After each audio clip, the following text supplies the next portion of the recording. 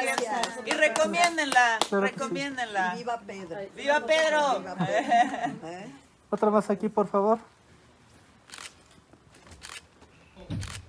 Muchas gracias. Muchas gracias a todas por venir.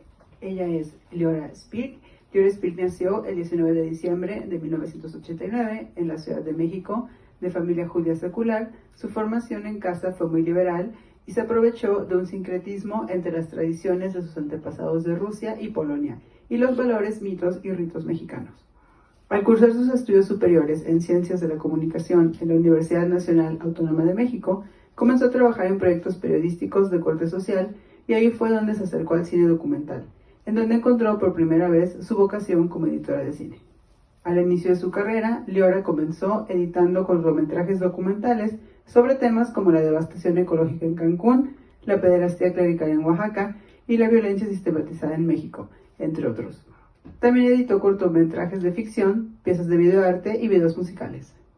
A la par, comenzó a dirigir su proyecto personal, un documental sobre el reconocido artista mexicano Pedro Friedeberg. En esta etapa, obtuvo un reconocimiento que le impulsó a seguir con su carrera. Un cortometraje que editó, La muñeca tetona, sobre la relación del poder y los intelectuales en México. Ganó el Ariel al mejor cortometraje documental. Siguiendo por el camino del cine documental de corte político, Leora editó un episodio de la serie 1994, un thriller político producido por Netflix. A continuación, comenzó a trabajar con un editorial al que ella considera su gran maestro, Gibran Aswad. Fue con él que aprendió a editar ficción, usando su impulso para editar ella 3 largometrajes de ficción y otros documentales. Actualmente, Leora reside en la Ciudad de México con su perro y su familia. Cuida sus plantas y es miembro activo de la Asociación Mexicana de Editoras y Editores. En el 2021 se encuentra editando el largometraje de ficción Martínez, de Lorena Padilla, y continúa dirigiendo su documental.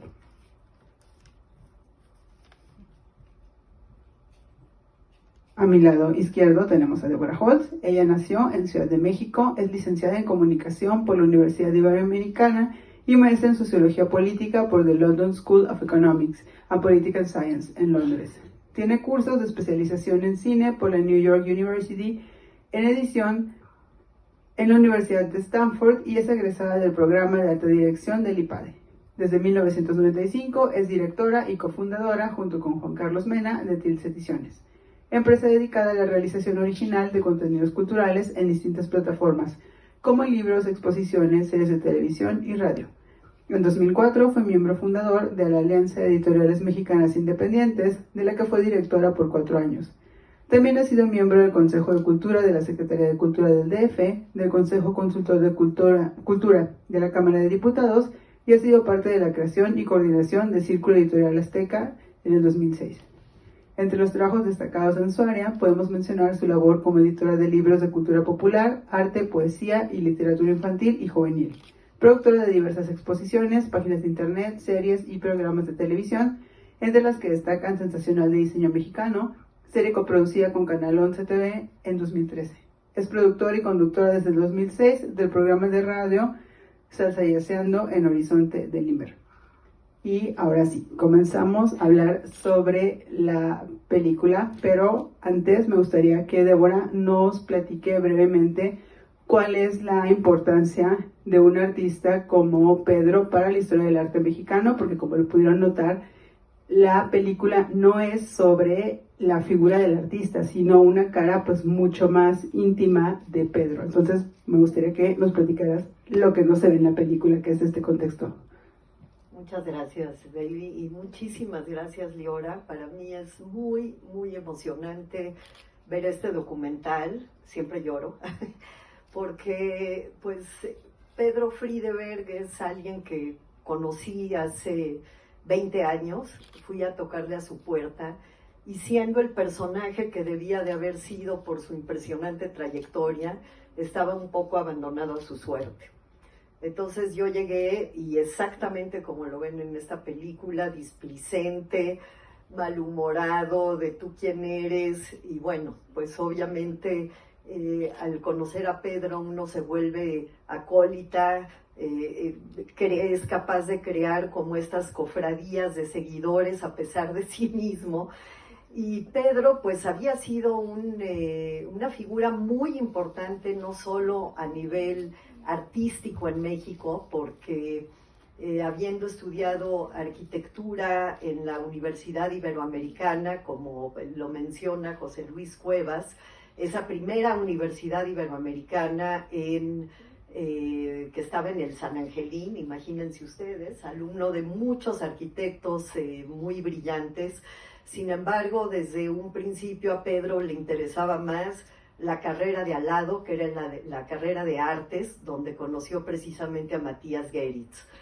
Y Pedro, digamos que es artista desde que nació. Él nació en Florencia, en la Via delle Donne, y es increíble, yo tuve el privilegio de publicar sus memorias, leer cómo desde muy niño, y esto además está relatado por su madre, se asomaba por la ventana y se quedaba atónito ante la cúpula de Brunelleschi, de la iglesia que tenía enfrente.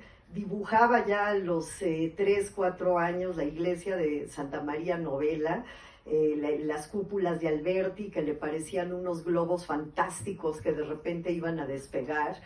Y bueno, esta pasión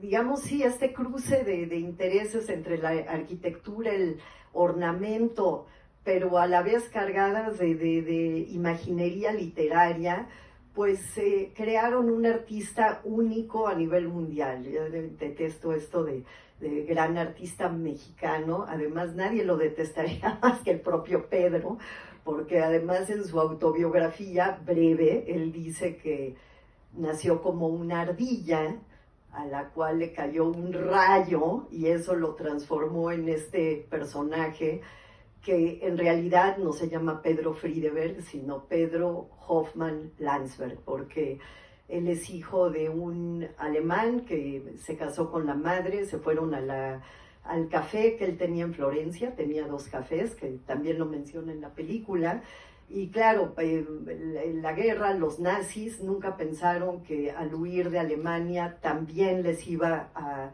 alcanzar la guerra en Florencia, y así fue, tuvieron que salir huyendo, y la madre pudo llegar a México gracias precisamente a Erwin Friedeberg, a quien conocían y quien se dedicó, gracias al apoyo del presidente Cárdenas, a ayudar a judíos a salir de Europa. Y así, bueno, largo periplo, ¿para qué les cuento? Llegó a México. Pero esta pasión, digamos, por el dibujo, que siempre lo acompañó, que terminó en esta carrera trunca arquitectónica y que tuvo un desarrollo muy ad libitum, muy raro, porque tampoco se propuso yo voy a ser artista, o sea, terminó por todos estos cruces, el haber conocido a Matías, el haber fundado y ser parte del grupo Los Hartos con H, con José Luis Cuevas, con Chucho Reyes, etcétera, y haber conocido sobre todo al carpintero González, con quien hizo su detestada mano, porque no hay nada que Pedro deteste más en la vida que su propia mano, la silla mano, obvio. Y precisamente en el libro que hicimos, que se llama Pedro Friedeberg, en la página final está una caricatura en la cual la mano termina engulléndolo, porque bueno, pues es el sino de su vida y no se podrá desligar nunca de ella. Entonces, bueno, Pedro pues es un artista único, ya vieron su obra, es impresionante. Yo y mi socio Juan Carlos Mena nos dedicamos durante muchos años a recopilar su obra, más de 600 fotografías de su obra, precisamente porque no podíamos creer que el mundo no estuviera a sus pies, siendo el genio que era y desligándose totalmente de todas las corrientes, tanto antiguas como contemporáneas, como venideras, porque además es muy difícil encasillar el arte de Pedro. O sea, surrealista, no. No. Pop, no. O sea, es un arte en sí mismo que a él se ha encargado de de generar, pues desde muy chico, ¿no? Porque es un mundo único que obviamente el protagonista casi siempre son los espacios imposibles y donde la perspectiva, casi como tu traje, juega un papel fundamental, ¿no? Entonces, bueno, pues yo diría que es un privilegio tener a Pedro Friedeberg, a esta ardilla partida por un rayo en este país, y imposible clasificar su arte. ¿Se escucha? Sí. Muchas gracias, Débora. Y me gustaría, Leora, que nos dijeras por qué Pedro es tu artista favorito, que eso es algo que comentas en casi creo que al inicio de la película. Creo que la respuesta a eso es casi la misma porque es mi persona favorita, que es algo que comparto con Débora, ¿no? Y creo que lo que nos unió en primera instancia, que Pedro es nuestra persona favorita y los momentos más bonitos de nuestra vida han sido sentadas a su lado platicando de cualquier cosa, quejándonos de la calle, de los baches, de lo que sea, y es realmente porque entrar como en la animación de la película, entrar en el mundo de Pedro Friedeberg, en una plática con Pedro Friedeberg es entrar en la fantasía absoluta, es entrar en la locura de la historia, ¿no? En la locura de la iconografía, del humor, de la risa. Y específicamente en mi caso había un cuadro que está en casa de mi abuela, que es mi primer recuerdo, y es un cuadro que pintaron Leonora y Pedro juntos, y me daba miedo y me encantaba al mismo tiempo, ¿no? Y siento que el humor para mí es muy importante, ¿no? Y siento que hay pocos artistas que no se toman en serio a sí mismos, hay una como seriedad necesaria en el mundo de la pretensión artística que Pedro no tiene, que nos ha enseñado a no tomarnos en serio y a reírnos y a divertirnos, y eso es como una parte extra textual, ¿no? Pero realmente el prolijo que es en su producción artística me parece sin paralelo. O sea, realmente la técnica, y entendiendo la técnica como el oficio de pintar, ¿no? Él pinta 4 o 5 horas al día con una regla, con un lápiz, y yo también soy una gran amante del pasado, una nostálgica, y encontré en esos mundos, yo también era una niña muy introvertida, y encontré en esos mundos un lugar donde habitar, en las referencias a la literatura, en los espacios imposibles, y creo que fue ahí donde entré a la pedromanía, digámosle.